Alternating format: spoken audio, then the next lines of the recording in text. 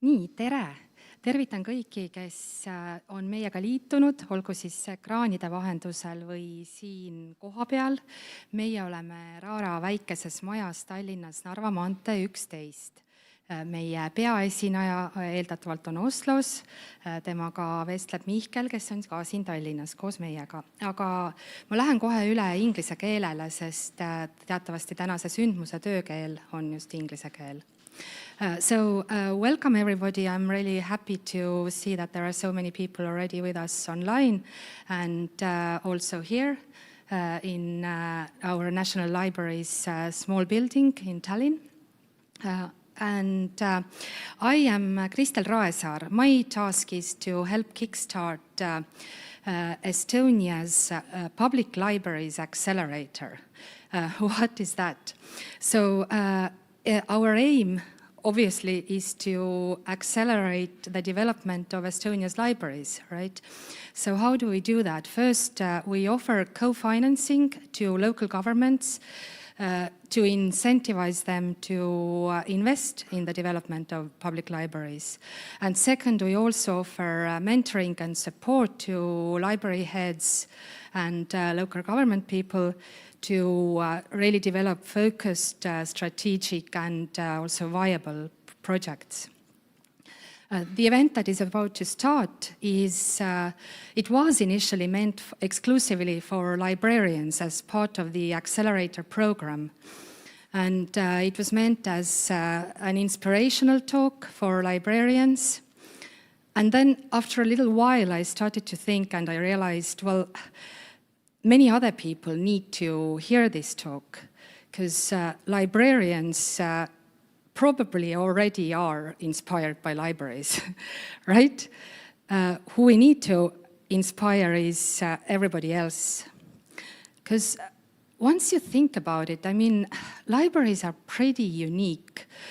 Libraries are I think the only spaces in today's world that are truly, truly public spaces. I mean, entrance is free. Truly, everybody is welcome, regardless of age or social status. And nobody in a library is trying to sell you anything, not even in-game purchases. So that is unique. And also, I don't know if you know that, but Estonia has over 500 public libraries. Many of them have smaller branches all over Estonia. So that is, I guess, the most extensive public infrastructure network that the country has. So that is incredible potential. But then to harness this potential, I guess we need to get many, many people involved. We need to inspire local governments to really think about what a library can do for their community. And we need to inspire designers, architects, city planners, education experts, social workers, startup leaders, and many other people to really consider what the potential of a library could be and how we could really benefit as a community, as a society from libraries. So I'm really happy to welcome today's speakers. Reinert Mithasseliga, who is with us from Oslo, has done exactly that. He has led the process of rethinking a library space as a social tool. He is the head of Oslo's Tøyeni Library and Tøyeni Youth Library. And hopefully he will tell you much more about why those libraries are extremely special. And in conversation with Reinert will be our Mihkel Kaevats, who is head of the Cultural Heritage Department in Estonia's Ministry of Culture. So for Mihkel, amongst his other tasks, thinking about libraries' role is an essential part of his everyday work. I won't delay much further the beginning of your conversation. I just want to say that comments, questions, thoughts, doubts are extremely welcome. Those of you who are behind screens, please type your comments and questions in the comments bar, either below the broadcast on YouTube or Facebook, and we will make sure that Reinert has time to respond to them. Thank you, and the floor is yours. Tere kõigile Eesti kuulajatele, et ma loodan, et te ei pane pahaks, et kõneleme inglise keeles, sest et Reinert ei oska eesti keelt, ja et ka kõneleme üle videosilla, sest et tema on Oslos ja mina olen Eestis. So hi Reinert, how are you? Hello, perfect. Thank you for this nice introduction. I didn't understand a word, but it's very pleasant to see you. You get to introduce yourself because, you know, other people's definitions always are a bit bearded. But I propose that we make this like a chat. Let's not like be too highbrowed. People will only benefit from this if we speak in people's language, and I guess that's fine with you, right? Yeah, I prefer that.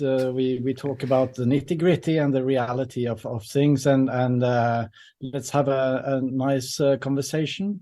I'm very inspired to start with by your initiative of this library incubator and project lab that you're arranging, and I'd like to follow your project. So one comment to the technical crew that is running this, that if it's not set to automatic, so that because now I just see myself, which is like talking to a mirror. So that's much better. Thank you. Lovely. So should I just give a short situation report, Mihkel, on where we are and what Oslo is all about? Yes, please introduce a bit your Teichmann Tøyeni library in your own words, in your own like you want, and then people will have some kind of imagination of what we are talking about and why is this so important. At the same time, I'm saying that there is also like a slideshow like playing of the visuals of the photos made in Tøyeni library. But Reinert, please introduce your library. Lovely. So I guess I'll touch upon the images that you see so that it can be explained a bit, and I'll try to give a sum up of our situation in Oslo. So Oslo is the capital of Norway. In Norway, we are about 5 million people, and in Oslo there's about 600,000 people living, and we have 23 libraries and the main library, and I am running 2 of these 20 libraries. So Tøyen is a central area in the town. It's about 50,000 people that belong to this area and this library, and it's quite a special place as it is central, but it's still not very rich. So usually in big cities, there's always the richest people living at the central places, and the poor people are living in the districts. Is that the case in Tallinn too? Yeah, I guess so. It's unevenly distributed. I live in this kind of quite in a central neighborhood, but also actually quite working class still, as Soviet heritage, let's say. Oh, but I think it's a good thing with the mix, and this homogeneous ghettos of rich people and poor people is not healthy for a city. Yeah. So Tøyen is quite also a workers' district and quite worn down, and there are very many small apartments, many people living inside them, and it's also a lot of social housing in the area for those that have difficulties making a living. So usually this situation is more present in the districts of Oslo, but here in Tøyen we are central and still a great variety of people. So this is my starting point, or what is important for me is being aware of this when I'm making a library. And also a fact is that more than half the people living in the area live alone. And another fact is that about 10% of the people living here live with less than half a room each in their household. So they live very crammed together. So the physical situation of living is also very important to the library's demand, the what people need in their lives. Some place quiet, some place to breathe, some place to concentrate, and some place to meet other people. If you live alone, you will need to belong somehow. And this is what we have been focusing on. May I ask, would you describe Tøyen as a like this kind of problem area, problematic? Can it be seen by some groups in the society as a problem area? Absolutely, yes. Because as you know, I guess, which is a global thing, that poverty also brings other problems with them. And poverty is also a cause of having problems to start with. So a lot of people living in challenging life situations here, and also, of course, crime and well, different ways of illegal activity has been the case here for some time, but now a slight gentrification is taking place, so the problem is residing, luckily. So, and maybe also the library has contributed to that. It's hard to know for sure, but I can tell you a bit about what we did when we made a kind of changeover here about 7 years ago. Exactly. This is where I'm getting at, definitely. But just wanted to comment on that I think there is no worse situation than being poor in a rich country. It's horrible.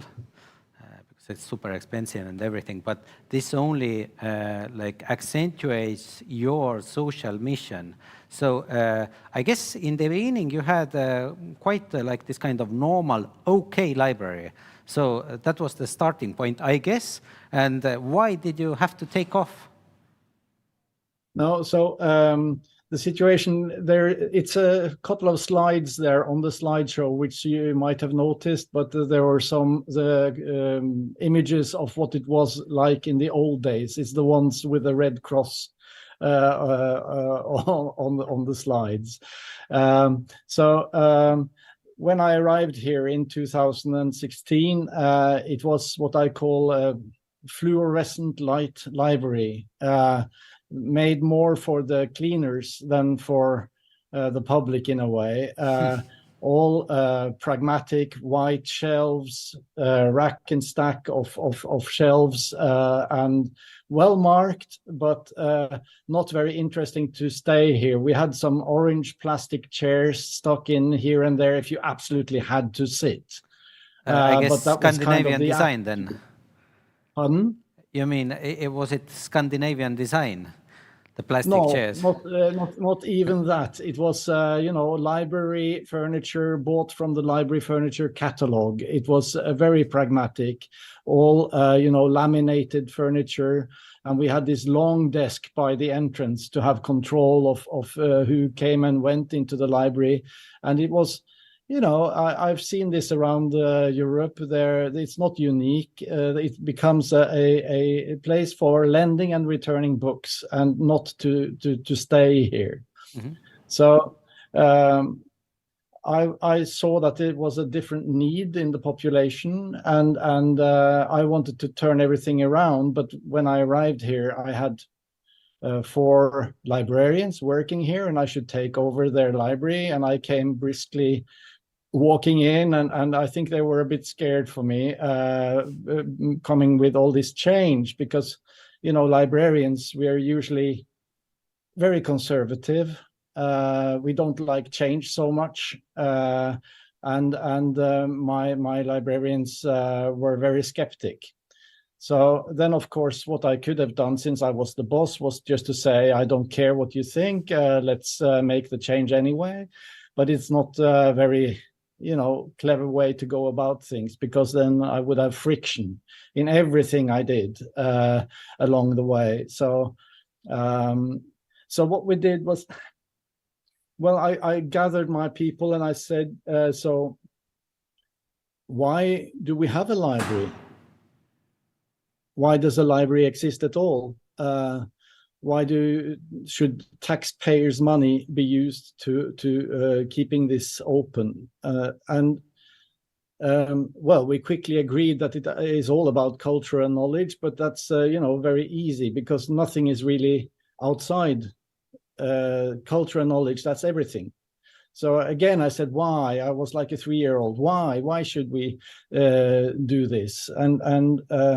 And they didn't, after a while, they didn't quite agree with each other either. So that was quite interesting, because they had different views on the library, even though they'd been working here for 20 years. So then we discussed, and after a while, we came up with a list of what the library is all about. As a starting point, I said, like, let's imagine that there has never been a library, and let's look at what is it for, what is the commission, and we came up with a list that is, well, you should understand your surroundings and how to relate to them. You should be able to maneuver. You should be inspired. You should maybe learn something new, maybe change a course in life. You should have joy in life, and you should connect to your neighbors and neighborhoods, stuff like this. We made a list of bullet points. Yes? That's an awful lot, and I guess librarians, maybe your colleagues, how did they feel with this? How did you go about it? Like, how do you convince your people that we can do it? No, I mean, the first thing was to agree on the terms, and what I now mentioned, this list, it was what they came up with. It's the trick is to ask the right questions. Mm-hmm. Then the answers will come, and then when we had the list, I asked them, so if this is what we want to achieve, would you have made this space? I said, pointing to the fluorescent light white library, and said, is this a good platform to achieve our goals? And then they said no. And that's the perfect starting point, because then we say, okay, so what should we do? And then we're all together in finding ways to change the space to become more of an arena for people, and more facilitating more interactivity and coexistence in the space. So the images that you see now, you're at the end of the Biblo presentation. This goes in a loop. So we will now start to get back to, very shortly, we'll get back to the images from the library on the square, which is the regular library, not the youth library. So just to make sure that you understand that we have 2 different sorts of libraries here. So what happened was that almost overnight, we went from 100,000 visitors to 300,000 visitors a year. Impressive. Yearly visits. Yeah, it's tripled. So, and that is what my city hall, my politicians, they like numbers. Mm-hmm. And visiting numbers is a proof of the library being purposeful. So if there are any politicians listening in now, it was very cheap to make this change compared to the success it has been. So we made a space for people, for interacting, for co-creating. And that was also part of the concept that, you know, we love the books. The books are filled with knowledge and inspiration, but there are so many other ways to go about it as well. It is the exchange across the table. It's to sit in an auditorium together and listening to something beautiful or something very important, and being together in a space and maybe having something to eat. This is what connects people. So now on the back of your screen, you can see how it was in the old days when I arrived. And this image and the next is where we started with the white shelves. And the rest is what we made instead. So I am very much into furniture, lighting, and material qualities, because it's you know, it's how we handshake, and that's also how we tell our story. It's our identity and our purpose is shown through the materials and the colors and the qualities of the materials. So we took out everything that was laminate, and we have whole wood, and we have recycled materials to make it nice and unique. So you jumped from 100,000 to 300,000, but I would actually like to go a bit back. Now you stated, you know, your goals.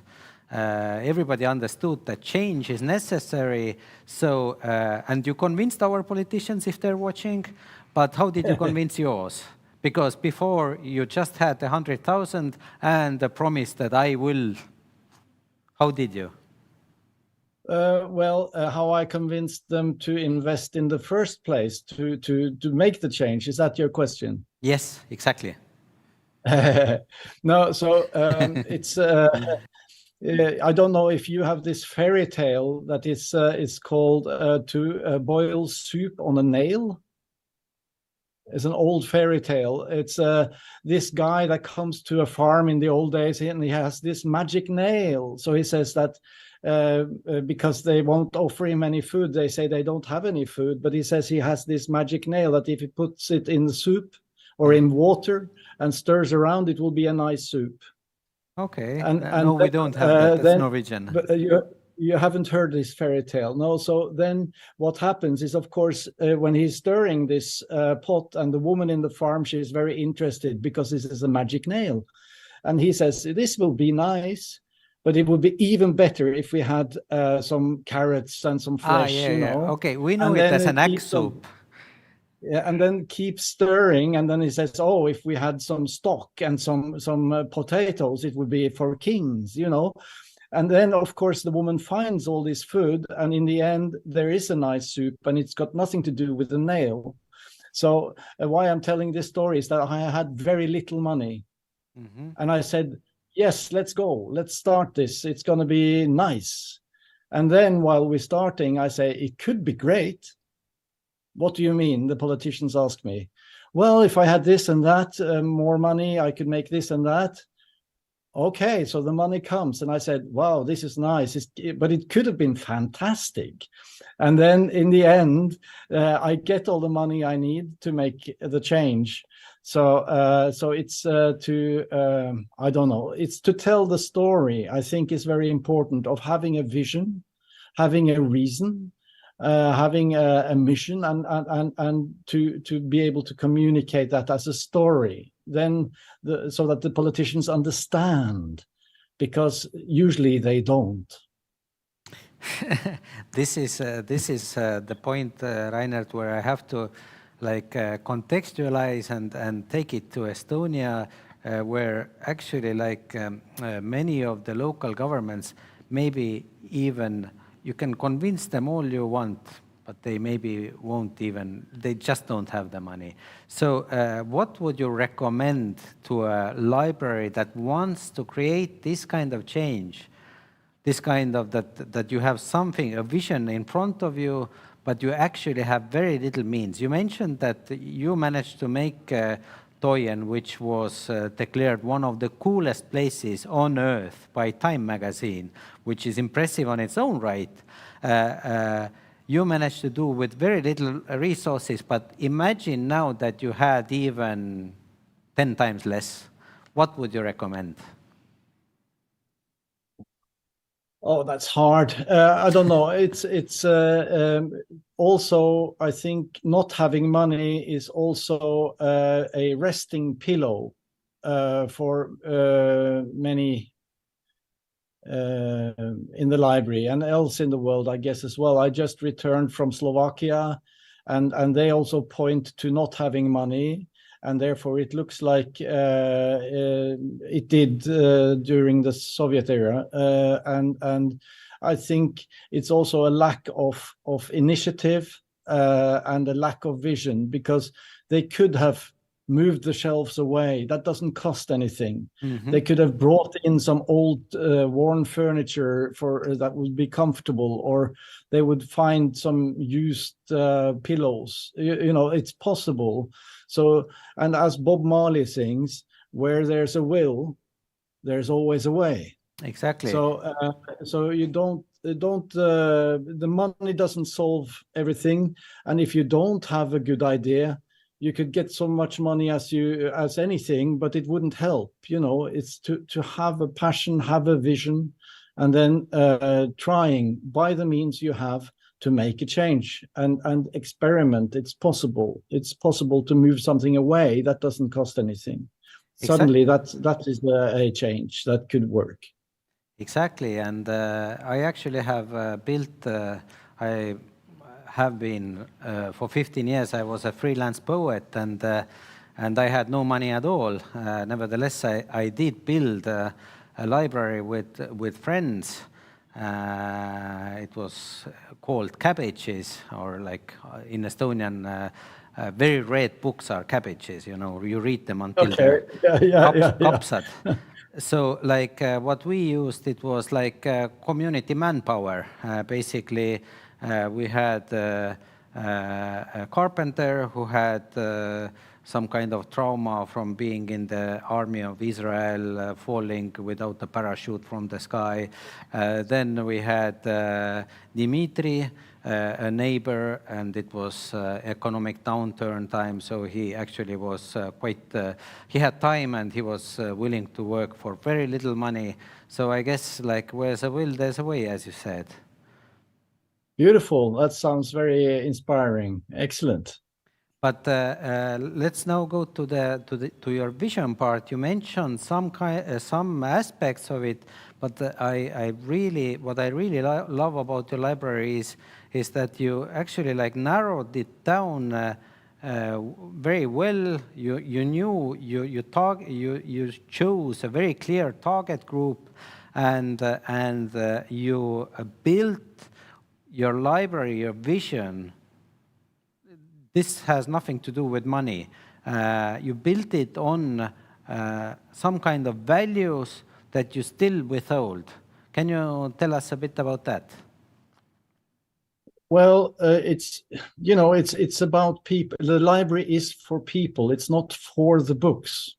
It's as simple as that. And then you have to get to know the people that you should please and cater for and facilitate for. That you have to get to know them and their needs, and then it is to respond to that need, which to start with was a space to share and to experience together, and to concentrate, and to being able to access also simple infrastructure like the internet and Wi-Fi and printers and stuff like that.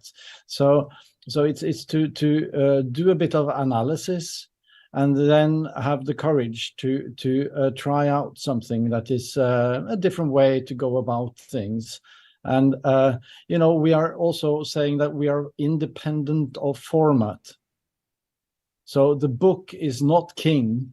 It's all a lot of ways to go about sharing knowledge and culture, and being in the space is together is in itself high value of getting to belong, to understand, to have an exchange. And it doesn't need to be so much always. It can be just some slight exchange of words, and it can mean a lot of importance to a lonely person, for example.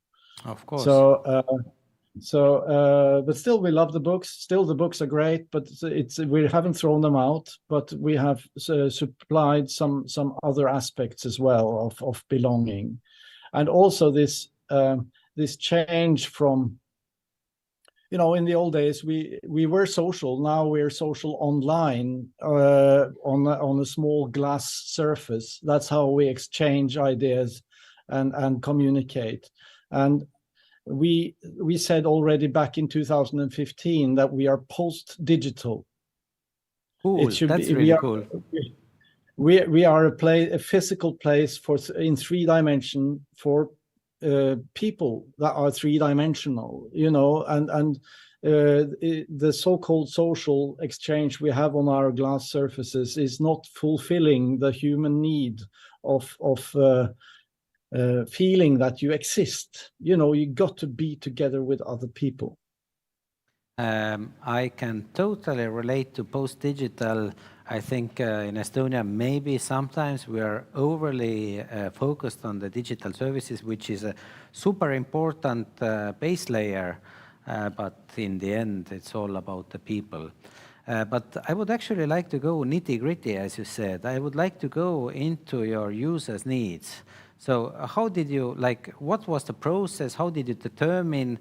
Because I guess lots of librarians are also now they are always maybe told, or they know that they should somehow get to know their users' needs, and they know their users' needs with whom they speak every day or every other day.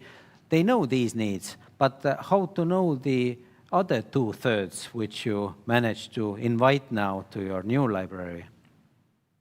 Well, I think when in regards of the public library on the square, which we've been talking about so far, we mainly used statistics. We have some lovely Norwegian statistics for the city, accessible down to very small details.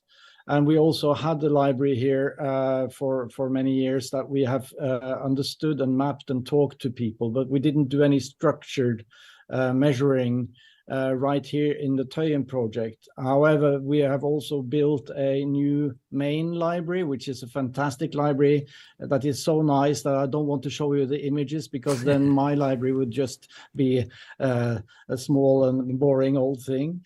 But when we were going to make the new fantastic library, the big main library, then we did some very intensive service design project. And there we interviewed many people, going to their homes, sitting in their kitchen and interviewing them for hours and transcribing the insights, trying to learn what their lives was like and what their needs would be. So, but when we were making Biblo, if I can move there, is that okay for you, Michael? Yeah, you are free to. So just a bit of background for the Biblo library that you also have seen on the slides. It's a library that is only for teenagers or for tweens. And then that started with us getting a call from the city hall, from the politicians that had acknowledged that it was a very difficult and challenging area to grow up in. And they asked us to make a special initiative for the kids in the area, which is nice, Did you already have the credibility of Tøyen, or why did they ask you? Oh, it was at the same time they acknowledged that it was a challenging area, so they financed both these projects. So they came in parallel, but they asked us to make something special for the kids, and usually it's us calling the city hall. And they say, no, we haven't got the money with a good project, But now it was them calling us, and then we knew they would pay as well. So which is good, a good starting point. But when we've sort of hung up on the telephone with the city hall, we looked at each other and we didn't quite know So how do we do that? Because it didn't exist from before in Norway, library only for teens. So we, even though we thought we were very clever, we were men with beard, you know, soon to be 50 years old, and the interior architect was very clever. But we understood as much that we should not just be romantic about how it was growing up in the 70s and trying to recreate our own childhood. We needed to investigate the situation, the actual situation for the kids in the area.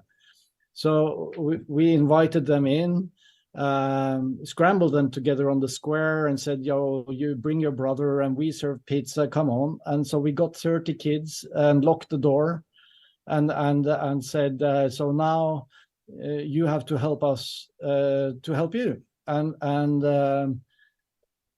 what do you want in a library? We asked them, which is not very interesting, or at least it's not very fruitful, because they haven't thought of a library at all.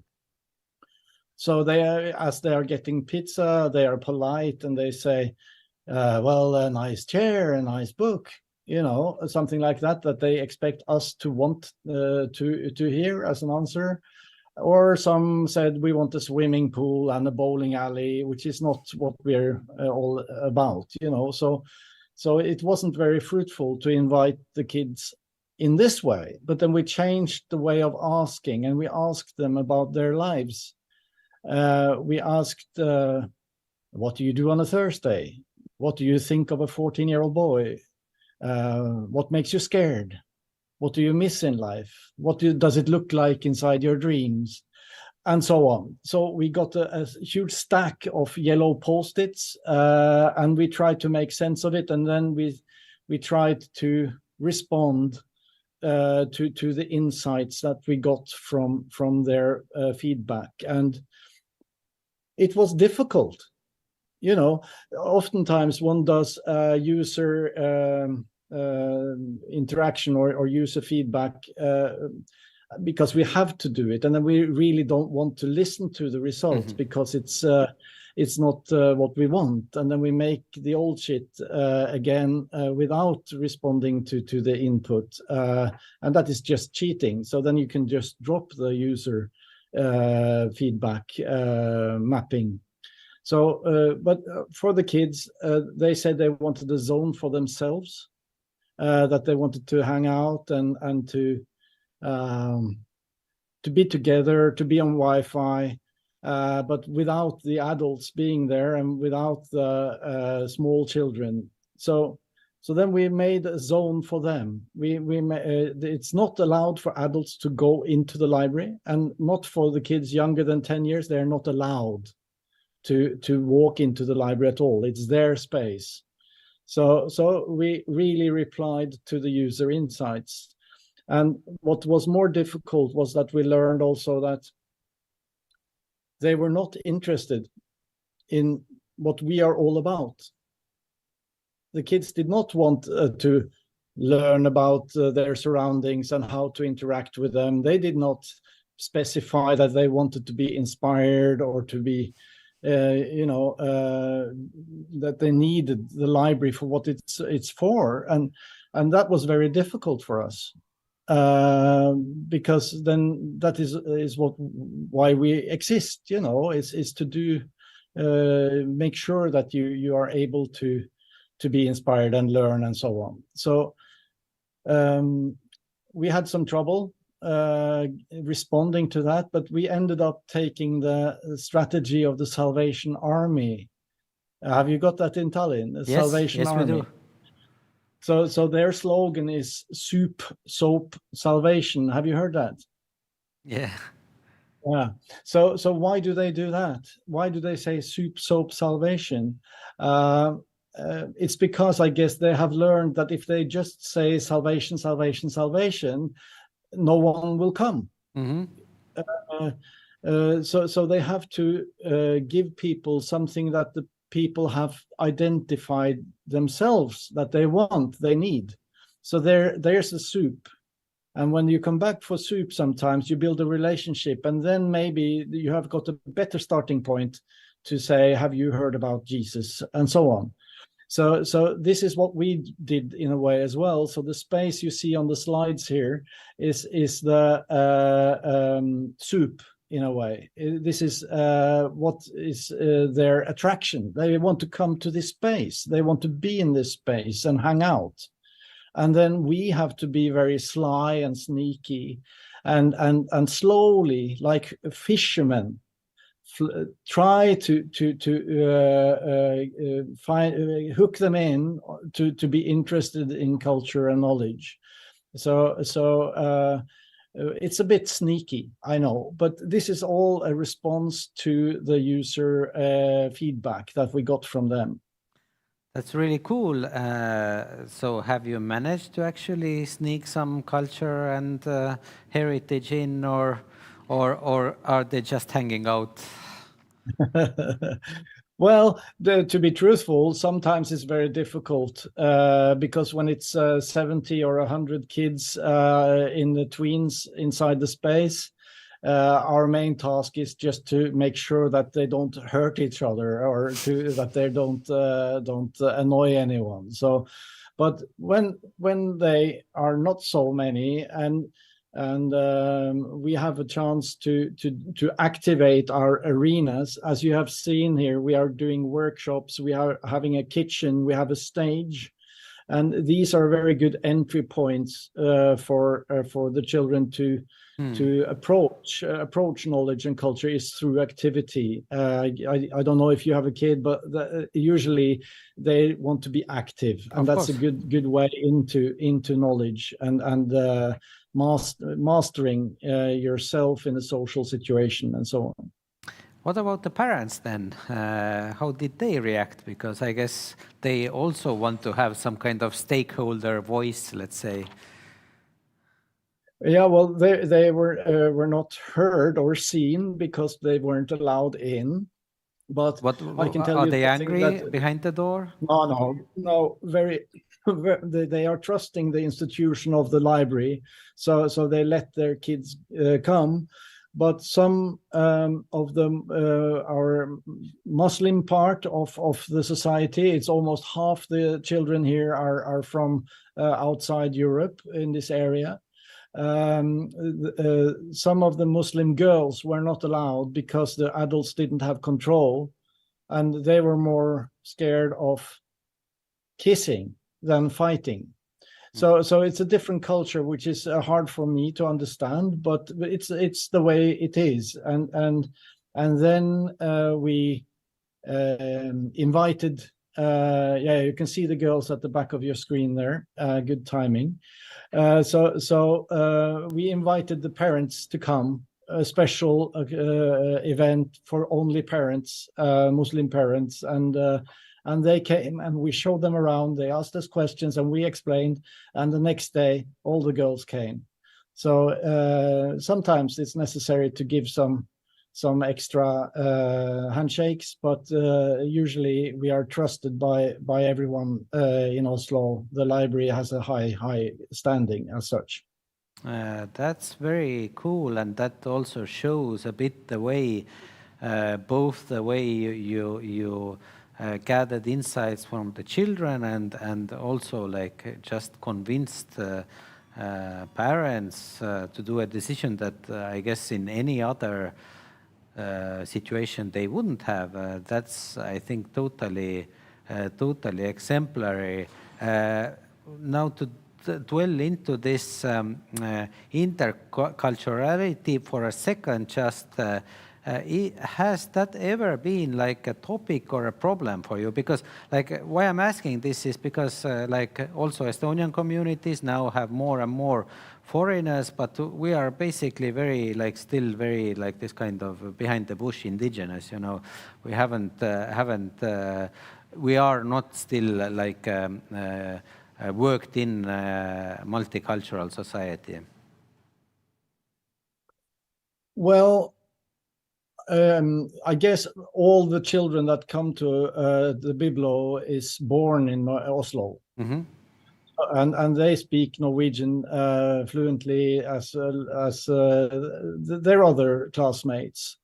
and so which background you have culturally does not really matter much, except that there are some traditions that are different, especially when it comes to reading.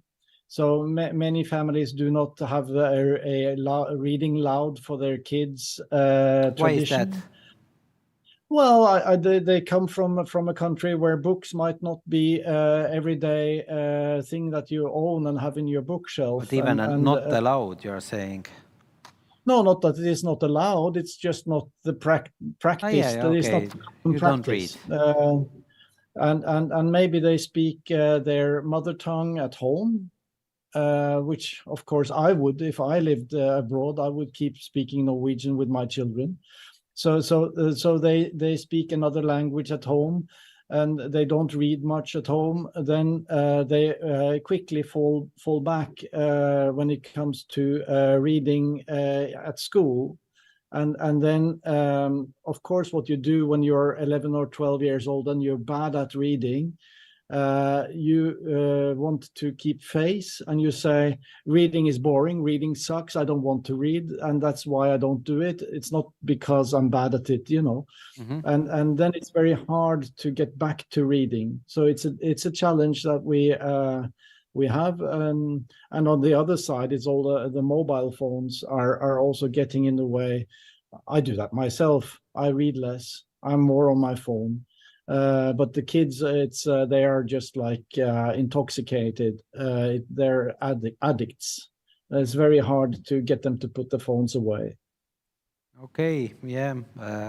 I think this is something we can relate very much to, and I guess any like this kind of idea also from our library community, how to get like children, but actually people, you know, everybody is hooked to mobile phones, how to get to some kind of meaningful activity, or either reading or also like this kind of like just interaction is great. So this is something that I call for all the Estonian people also to share how librarians have actually managed to get people out of for a moment even. I think that's important. And so, I think having the space to getting people to have whatever reason to get into the library space, then we have a chance. If they don't come into the space, we are lost. So we have to find another asset than just offering nice books. And if I were hitting the kids in the head with books as soon as they come into the biblo, they would never return.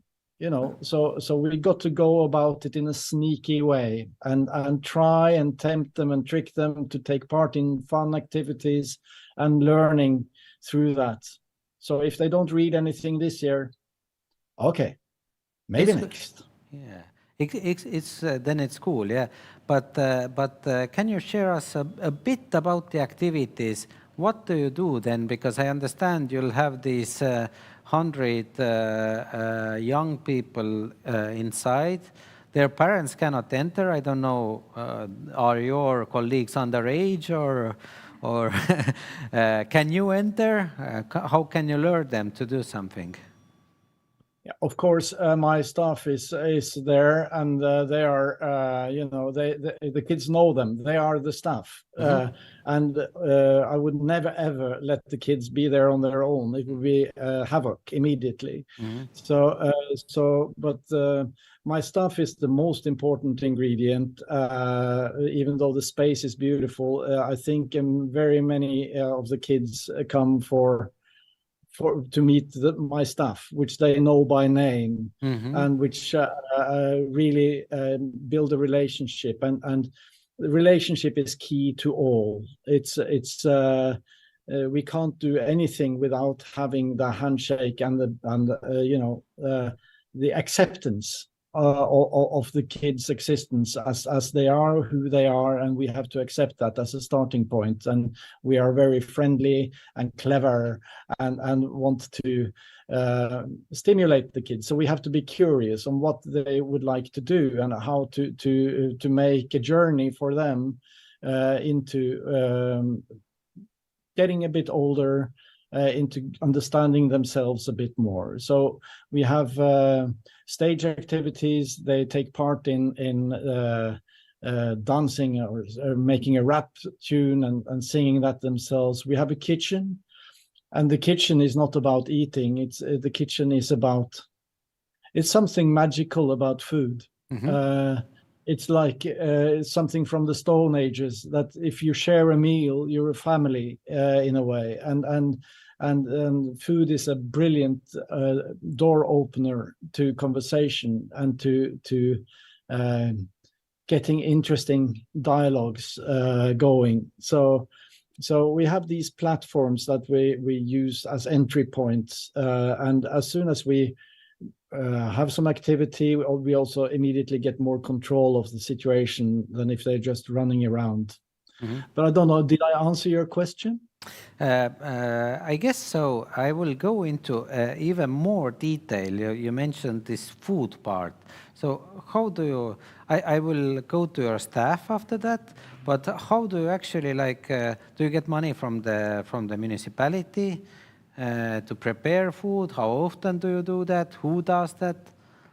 How is that food practically integrated into your library? No, it's not all that easy, but we have a good cooperation with the shop, which is across the street, and they give us food that is going to be expiring in the next couple of days.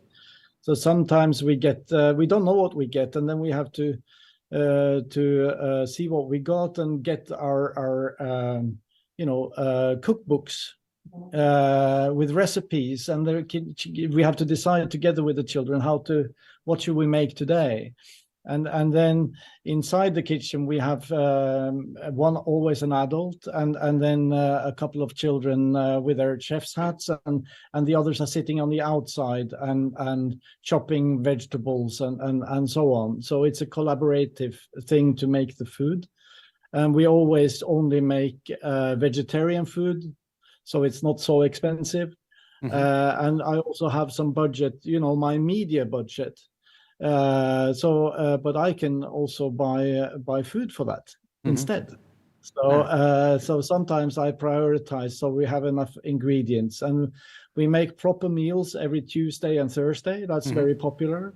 And then else in the week and the weekends, we rather make some simple stuff like a smoothie or something that is rather quick and easy.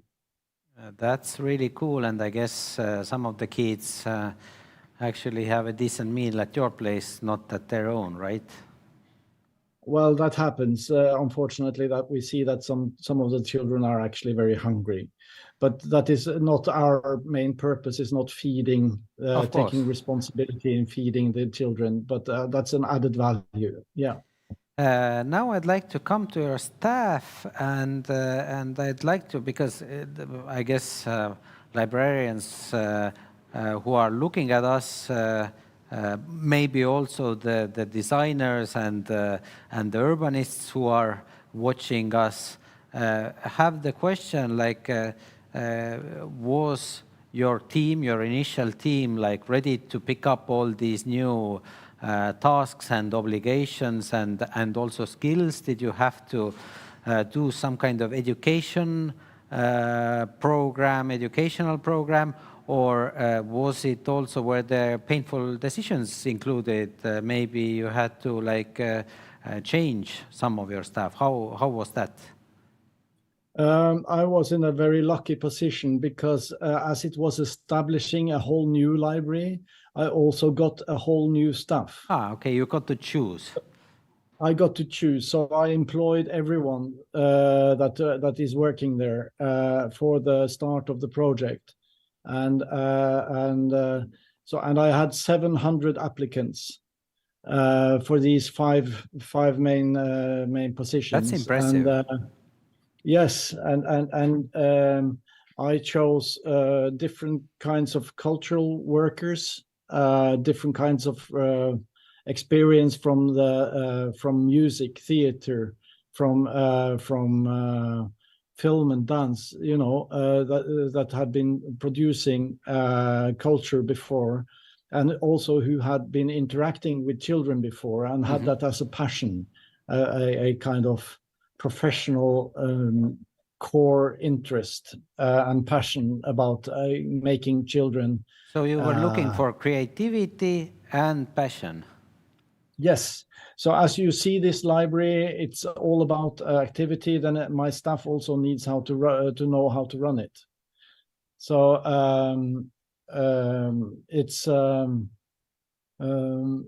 it created quite a fury in the library business that I didn't employ any librarians. They were very angry with me. And which also I thought was a good thing, because we could address what is the curriculum at the library academy, which is training people to know, you know, database and categorizing and so on, which is not what we need in a library like this. We needed people that were keen on giving energy and creativity to the children. I guess the people who have studied cataloging and everything now have the question do they manage the the hygiene part of the library? Can they catalog and can they find books and so on? These artists. We have a central unit that takes care of most of this for us. I have so you have support. Yeah, of course. Now, Michael, my time in this space is out, but I can move while we talk, or I can be silent. So I carry the computer into another space. Should we try that? Yeah, cool. It's because now it's we're going to have adult homework support. So this is the space I've been standing in. And here we are now expecting how many people? Probably around 20, 25. 25 people are about to enter. So I'll just move through the library and we'll continue to talk in a short while. Yeah, I think it's live feed is a wonderful add-on to this chat.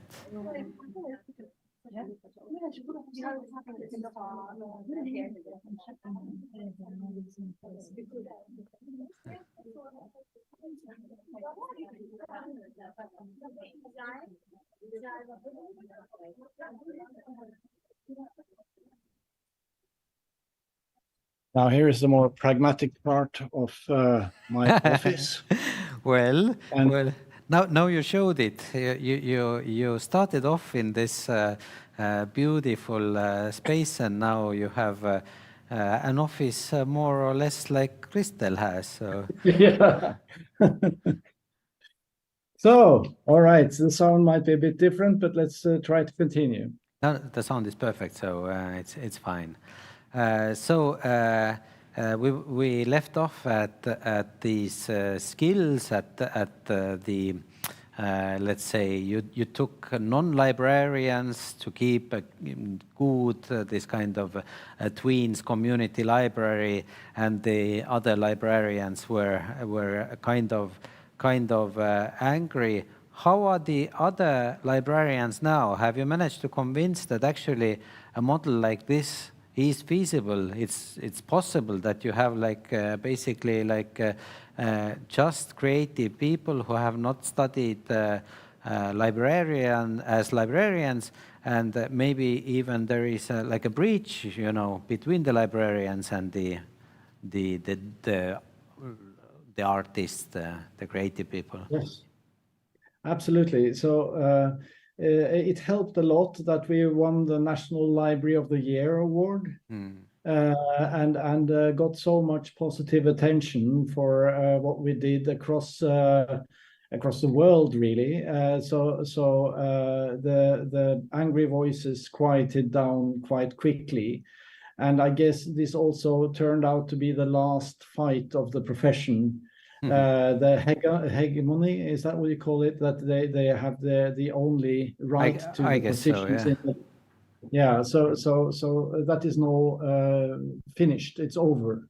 And we are now in Deichman, in the Oslo Public Library. We are employing a wide variety of skill sets to be able to offer a wide variety of content and activities. So of course we need competences to do this in a professional way.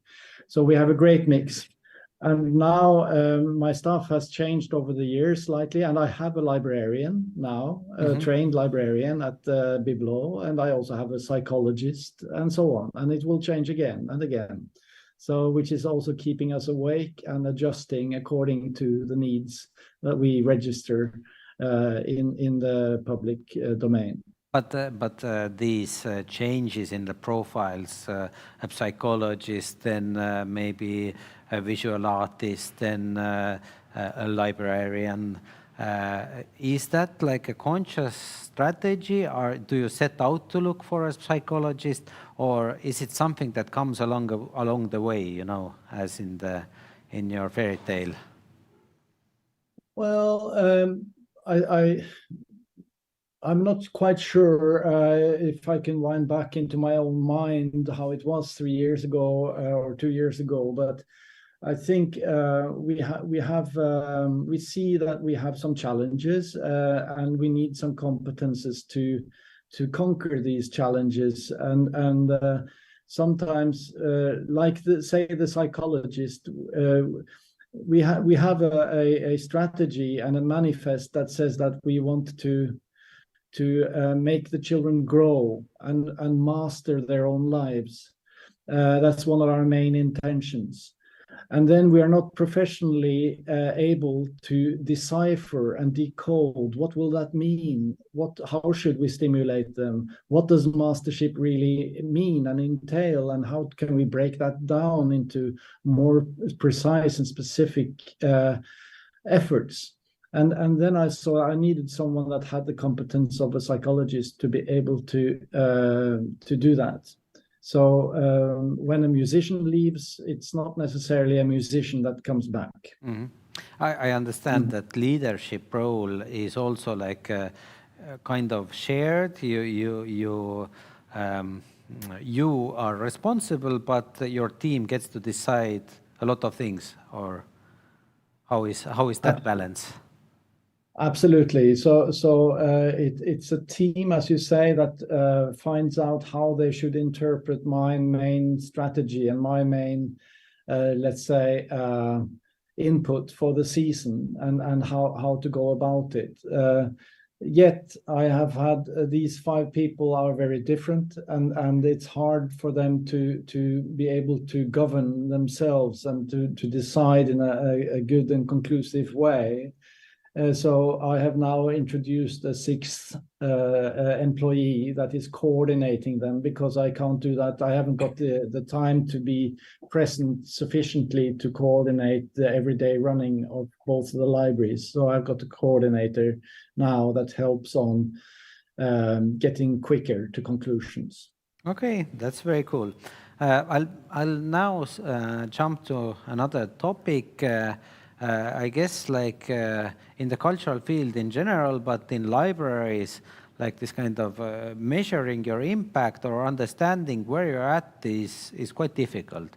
Now, you already gave us like a KPI or a key performance indicator from 100,000 visitors to 300,000. I think that's impressive and that's clear for everyone.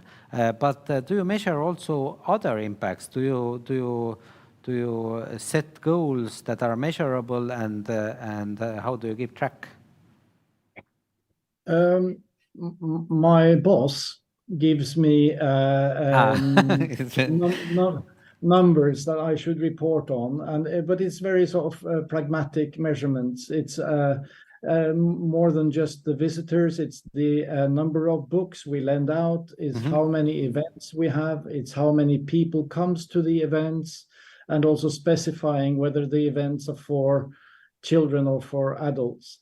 So that is what I report on, and this is one of my I think is a challenge that we as a library should really be looking into, because I could get these numbers by serving just popular stuff and just being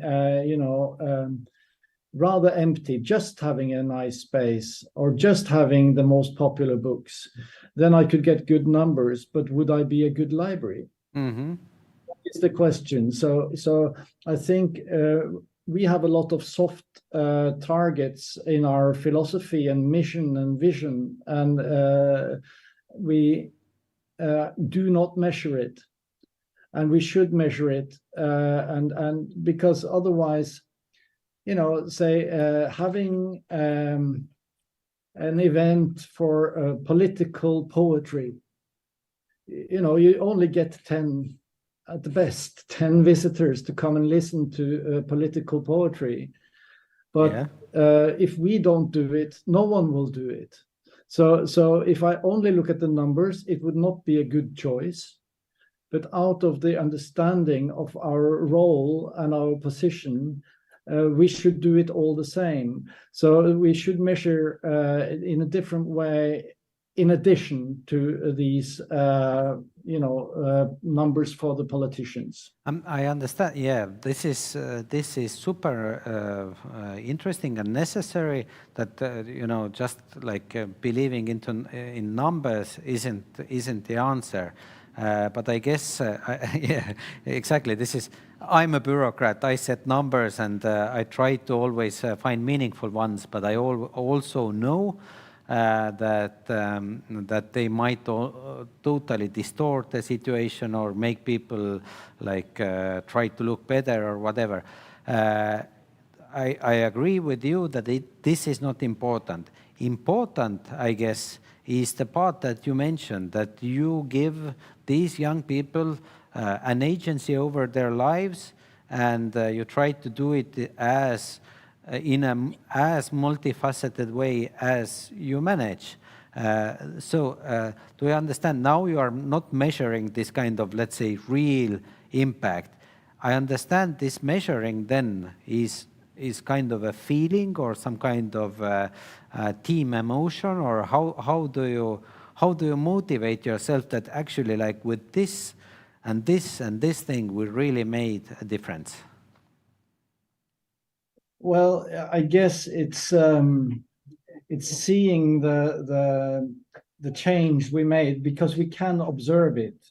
We can't for sure make an argument that it's because the library existed that this child has a good life, but we can believe it, and I think that is where we have our passion and our reasoning for what we're doing is in the belief that we save lives, and we know that we change lives.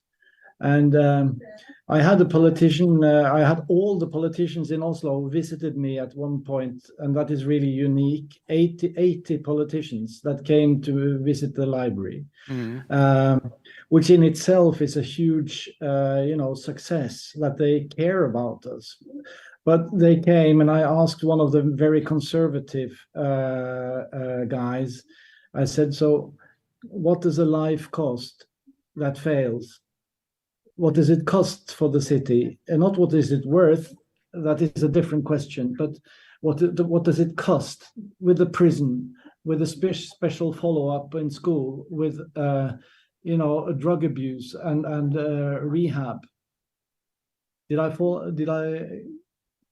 looks like I fell out of the screen, but you can still hear me there, Michael? Yes, I see you perfectly, and the technical team is working on your screen, so we can just go on, and I guess it will be on in a second. Great. So my point was that if you're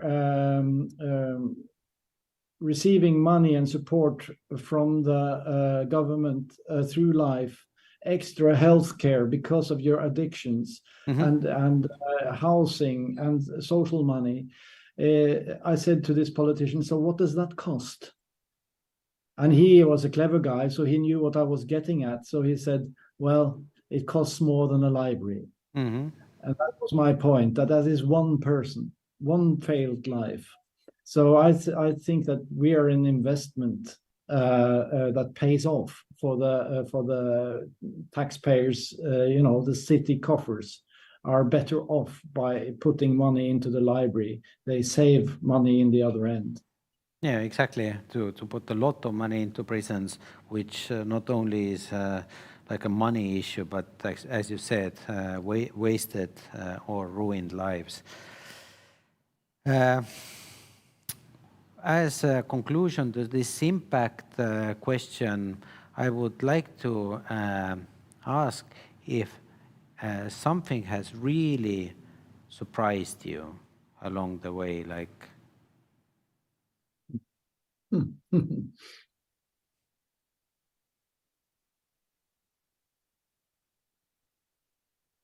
Well, I think that when we started with the youth library, when we opened the doors, we could not foresee how rough they were together, how tough their behavioral patterns were. So we were kind of set back to how much we had to be a police to correct, and it was very difficult to be that police because I hadn't employed policemen.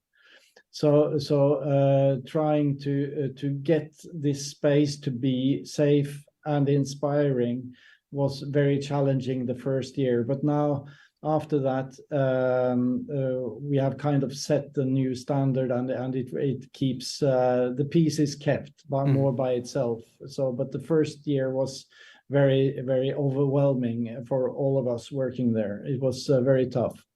So I understand. That was, I understand it was tough on your staff and everybody. Like, were there burnouts? Were there like these kind of people like feel uncomfortable at their jobs?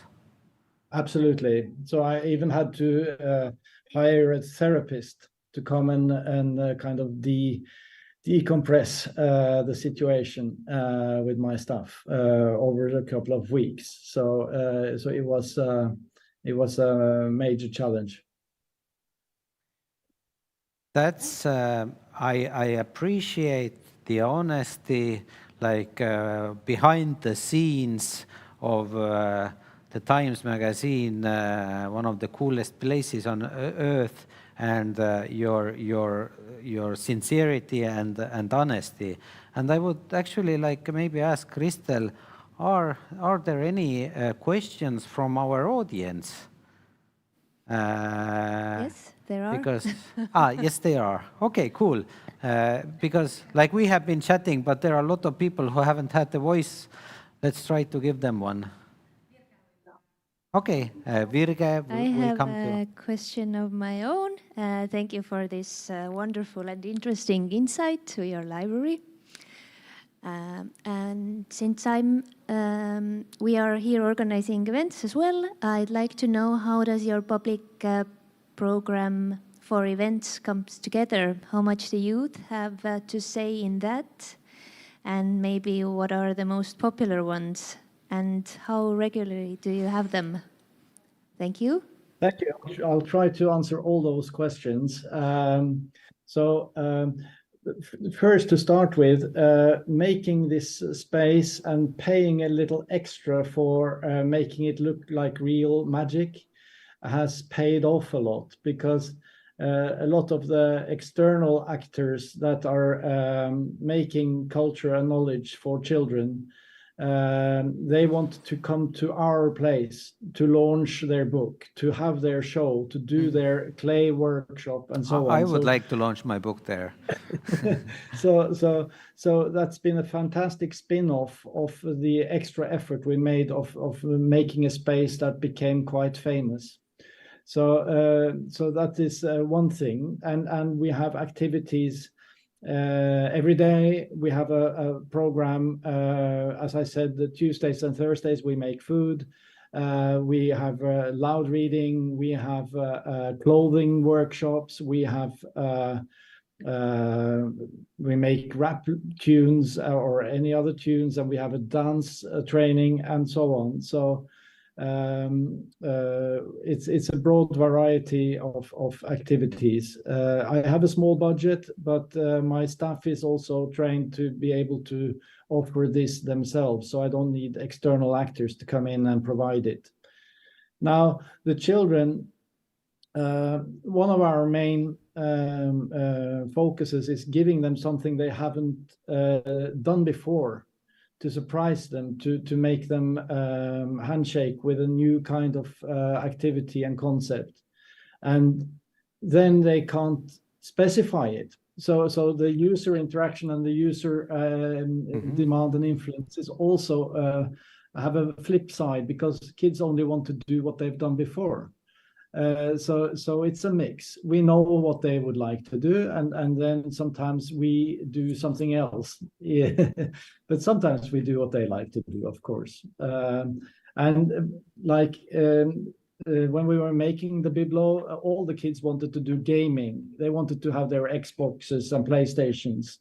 But we concluded that we should not do that, even though the users wanted it, because it would hinder us from doing, as I say, the fishing, the sneaking, because they would be stuck in the machines. So, but sometimes we do gaming events, and then we do it together and on a big screen, and it's a social competition kind of event together. So I don't know if I answered all your questions. Maybe it was one more question inside there that I didn't remember. I think it was about the regularity, or like, let's say, how many events per week, or do you have something happening every day, or what's the regular routine of the library? So the regular routine is that we open when school closes at 2 o'clock, and then we are open till 7 o'clock in the evening every day. And we are open from 10 to 4 on Saturdays and Sundays. And before 2 o'clock on the weekdays, we receive either school classes, or we prepare for the evening program. Or I show delegations around. Like I will I think in 14 days, I'll have a large delegation coming from Estonia, Janne, with 23 people. Yes. So that's also part of the activity in Biblo. Thank you. We also have a question from one of the viewers online, and they are interested in how the change of the user group has had an impact on the public space. Has it changed anyhow? I'm not sure if I understand the question correctly. If we have changed the space according to the user group during our opening hours? I guess I try to ask again. If the library has changed the public space since it has opened, and its main focus is on the youth. I guess you can take it as have you made any changes because of your target group? Let's say. I think the whole space is made for the target group originally, and we haven't made any new changes to it, except from one thing. When I made the Biblo and we opened in 2016, I was feeling like it was an artwork. It should be absolutely perfect, and the chairs had to stand exactly at the right spot, and the table with the right angle, and nothing on the walls, and being very sort of protective about it. And my staff wanted to say, could we put up some posters? Couldn't we bring in some plastic tables? It's more practical, and so on. And I said, no, it should be just like this. It's perfect like this. So I was very sort of strict and restricting. And then after a while, I gave up because they kept asking me. And then suddenly the space was breathing, and it was free, because I had made a straitjacket by making it so designed that it was killing the energy. But it's nice now with the plastic tables, and sometimes we put up the drawings on the wall, and it's not so Nazi anymore. So you're an interior design freak, right? Yes. That's cool. Okay, thank you. And also there's another one. How do you deal with difficult groups that need a local library, but that can be a challenge? For example, are homeless people welcome in Tøyeni library, or people with mental health issues? Yes, they are welcome, and there are quite a few here that are homeless, and some are drug addicts, and some just need to stay warm, you know, and they are welcome. But if they are a nuisance to other people, we tell them. If they are high on some kind of heroin or whatever, people get scared. The kids get scared. They don't know how to relate to this person that behaves irrationally. So then we have to ask him to leave. If someone sleeps, we wake him up. If someone smells of urine, weak old urine, we tell them to leave because they're making a nuisance for other people. But else, everyone is welcome, and we try to also make sure that they have a better day than they would have otherwise. Mm-hmm. And when it comes to the children, and we cannot accept bad behavior, as we talked about, and we have to ask them to leave and come back when they've calmed down. But it's very hard for some children, that is the way they behave. That is the way they are together, and it's very rough. But then they can't use us, and it's because it has to be safe and feel inspiring. That is, we have said that we can't accept bad behavior, and it's a shame because I guess it's the guys that are behaving worst that needs us the most. Exactly. So we haven't got the staff, sufficient amount of staff to handle that, because then you need a one-to-one follow-up, and you need to go into a separate space and give it some time. And I'm not staffed to be able to have staff going away from the main space and their main tasks, unfortunately. That's a very difficult question, and also very, very like this kind of imminent here in Estonia. Is there another one? Yes, there is also one which is about how big is your staff, let's say, working on floor, or how many librarians you have daily working when you are open? Well, it varies through the day, and the amount of people that is. We know that like now between 2 and 4 we will have many people. So then I have more staff on the floor. In the mornings I have less, and actually in the early morning and the late evening I have no staff, but it's still open. Not the youth library, but the general library is open, self-service. You can use your library card as a key, and you can come into the library at 7 o'clock in the morning, no staff before 9, mm-hmm. and you can stay here and use the library. And when we leave now at 7 o'clock, the library will be full of people, and we just say bye-bye, and they can stay on until 10 o'clock in the evening, when a guard comes and closes and empties the library. So it's very trustful, and people are loving it. So 1/3 of my visitors, they are here without any staff being here on Sundays and on Christmas.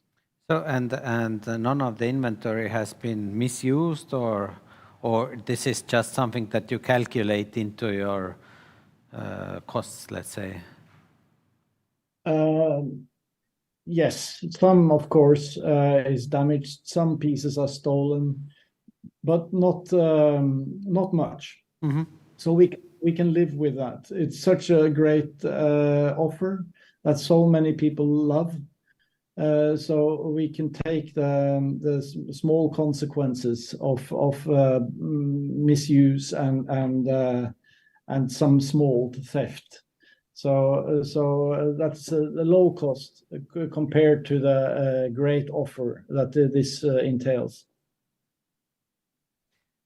Yes, we don't have any more questions. We don't. So thank you so much, Reinert, for being so sincere, so honest, so open about your stuff. I think this is exactly the kind of thing that really helps, like your colleagues here in Estonia, that it's not only like, like this kind of fairies and paradise in Norway, but actually, and trolls, of course. But it's also like harsh realities, but which nevertheless don't stop a person with an idea to make something really great on a small, even on a small scale. So thank you so much. Thank you so much for inviting me. Small applause. Thank you. And we'll put this chat up on online. We'll equip it with Estonian subtitles. But of course, it will be open and free to use worldwide, such as your example has been, a free example for worldwide use. Thank you so much. Thank you. Okay, best of luck on your project. Yes, thank you. Bye-bye.